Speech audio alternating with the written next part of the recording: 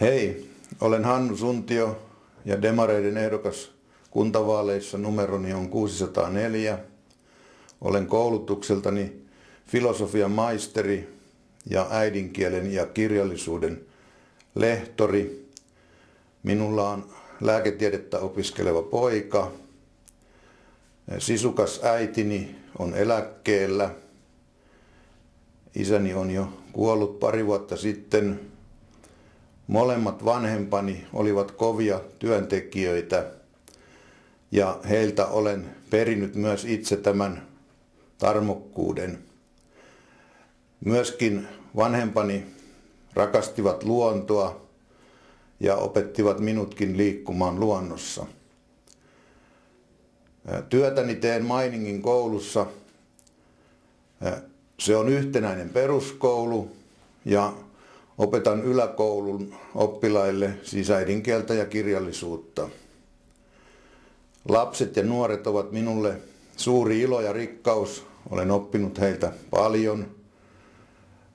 Nykyään olen myös ymmärtänyt sen, että koulutyötä tehdään nimenomaan neuvottelemalla ja keskustelemalla, ja sitä kautta opitaan paljon enemmän kuin millään jyrkillä toimintamuodoilla. Ja samalla myös vuorovaikutus toimii ja asiat tulevat perustelluiksi. Meillähän on siellä koulussa ihan oma tällainen Mainingin meininki, jossa nimenomaan oppilailta ja vanhemmilta, huoltajilta on kysytty, että miten he haluaisivat meidän opetusta järjestettävän nimenomaan pelisääntöjen osalta. Ja sitten kun ne on yhdessä päätetty, niin niistä on hyvä pitää kiinni. Lisäksi toimin ammattiyhdistystehtävissä. Olen ollut pitkään OAI:n Espoon ja Kauniaisten paikallisyhdistyksen sekä sen suurimman jäsenyhdistyksen Espoon ja Kauniaisten opettajien ammattiyhdistyksen puheenjohtaja.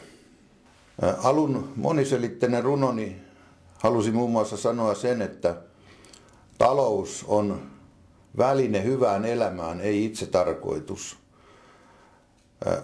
Miten sitten Espoo, jossa rahaa on, niin voisi järjestää elämänsä niin, että tämä talous nimenomaan tuottaisi hyvää elämää?